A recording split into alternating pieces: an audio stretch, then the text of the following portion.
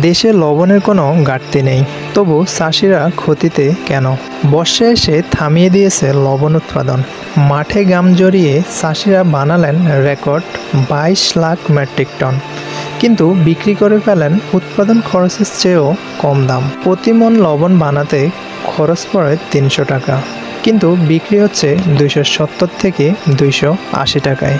যেখানে বাজারে প্যাকেটজাত লবণ বিক্রি হচ্ছে 30 থেকে 45 টাকা কেজিতে, চাষির ভাগ্য মাত্র 6 থেকে 60 টাকা। এই ব্যবধান কাদের জন্য? চাষিরা বলছেন, আমরা পরিশ্রম করি, লাভ পায় অন্য কেউ। তাদের একটাই দাবি, ন্যূনতম মূল্য নির্ধারণ করো। এটা শুধু লবণের প্রশ্ন নয়, এটা ন্যায্যতার প্রশ্ন, এটা জীবন ধারণের প্রশ্ন। চাষির ঘামের মূল্য চাষিকেই ফিরিয়ে দিন।